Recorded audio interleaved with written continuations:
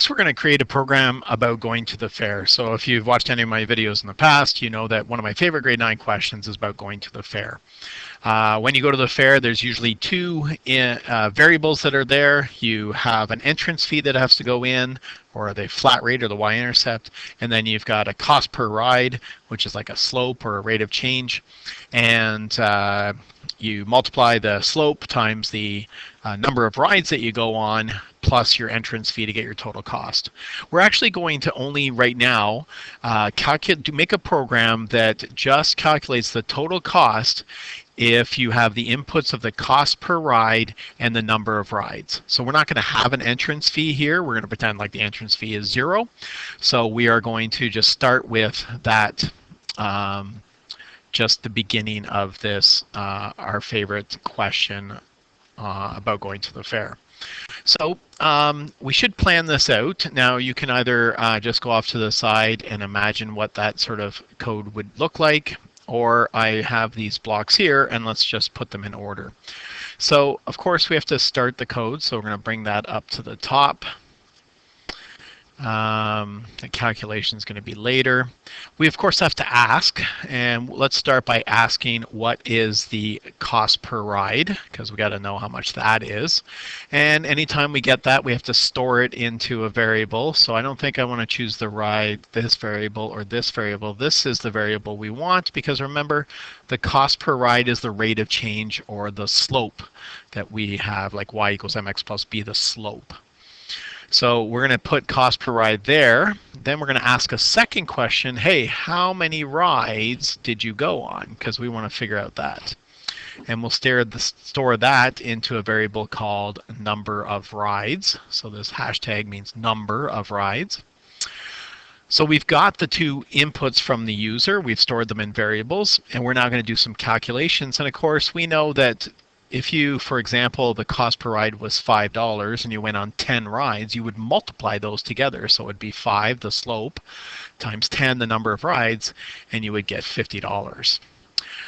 So we got to do that calculation, and the output is going to be stored, or the answer, the calculation answer is going to go in the variable called total cost. And then we will have our sprites say what the total cost is, and then if we have time, we'll get to display the equation. Okay, but we'll definitely get down to the total cost. All right, so we're going to try and build this program right now. So we're going to go back to Scratch, and if you and we'll create. If you haven't watched my first video where I did an input-output video or input-output program, this program is going to be very similar to that.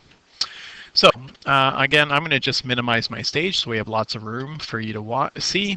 And I'm going to call this program Going to the Fair.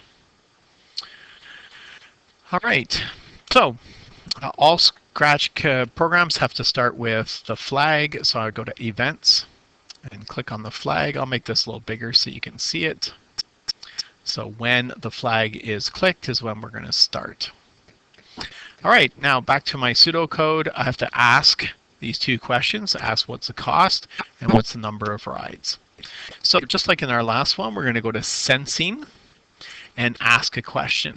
So this time it's not what's the first number, it's what is the cost per ride. And remember, we're going to drag out the answer and put it in later. So cost per ride. If you get pretty efficient with these, you know that we're going to ask two questions. So you could bring this guy out now and ask the second question, which is how many rides did you go on? If you wanted to bring that out while you're here and save it for later. But you can always come back and ask that question there. All right, so we've got what is the cost per ride. We have to take that answer and store it into a variable. So we go to Variables, and let's make a variable. And if you remember, we're going to make this variable slope. You could make a variable cost per ride, but we know that from our math in grade 9 that this is the slope of the function we're looking at. So I'm going to call this the slope. All right, and I will set, and then not my variable, but slope. to the answer from the first question. What is the cost per ride? And then we will put that answer into slope.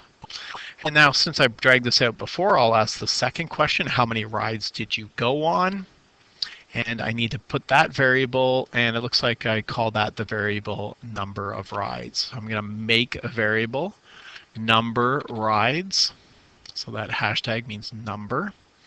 And again, I'm going to pull this out set, and alphabetically it looks like number comes first, so number of rides to be the answer. So very similar to the input-output program we created, where you ask the two numbers, but here we're asking what's the cost per ride, go into slope, and what's the number of rides, and put that in there. Next we have to do our calculation. Well, we know that we take the slope and multiply it by the number of rides. So it's an operation, and we're doing multiplying, so we're going to grab the star, and we are going to take the slope, or the cost per ride. So again, we go back to variables, grab slope, put it into the first spot, times, and now you're going to times it by how many rides you went on, so the number of rides. So I'll drag that out. Again, remember, careful where you put this. If you put it in there, it's going to have a problem. So Control Z, pull this, and I'm going to bring it in here to see that it's that. So it's the slope times the number of rides. Now we have to, that's the calculation, we have to put that someplace. So we go back to our pseudocode.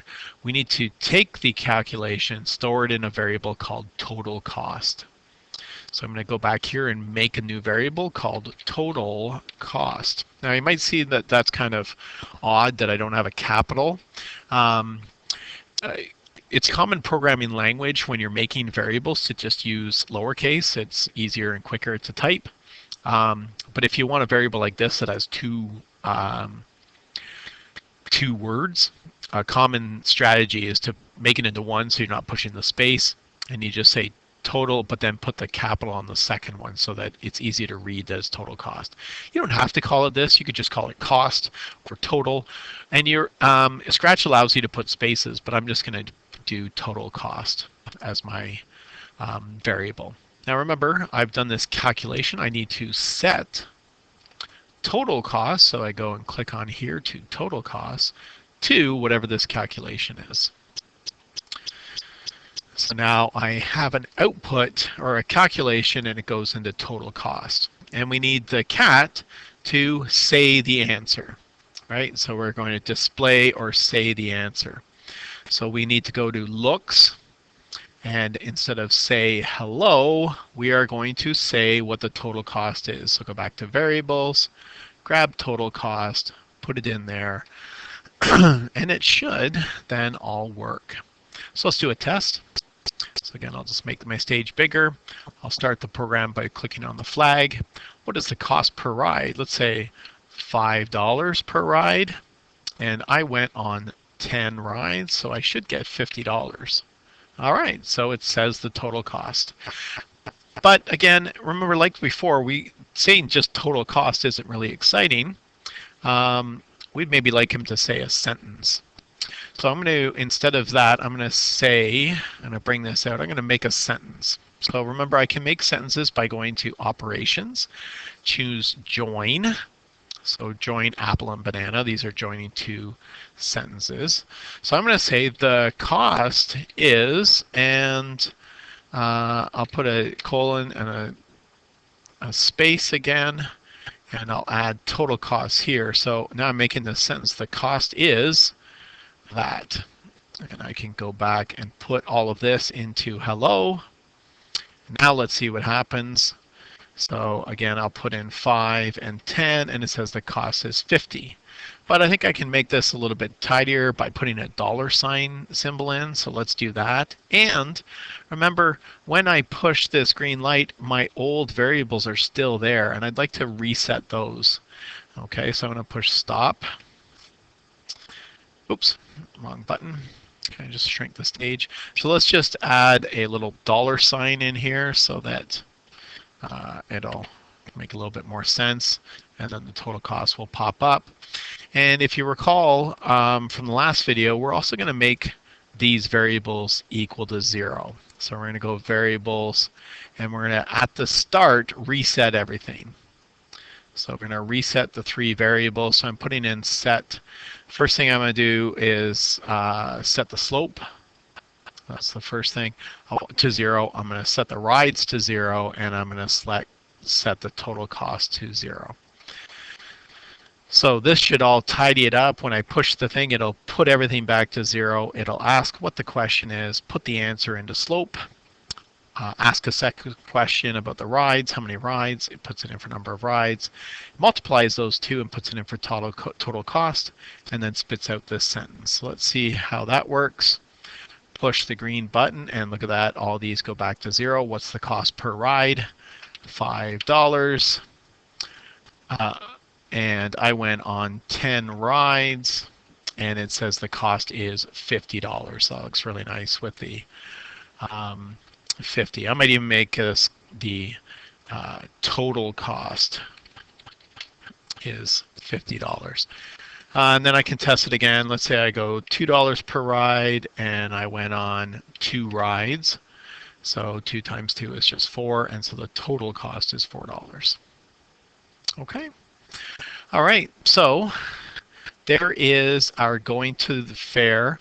Now this one is actually just the y equals mx version, because there's no flat rate. So that's as much as I'm going to show you in this video. And I will make a new video where you can go off and add in the flat rate. But for my class, I'm going to ask you to see if you can edit this program and change it so that you also ask an entrance fee. So that might be the first question you would ask. How much did it cost to get in? And then what would you have to change? You'd have to make a new variable, and you'd have to change something about your calculations here so that it spits out a new total cost. So that's the challenge I'm going to leave you with. Good luck.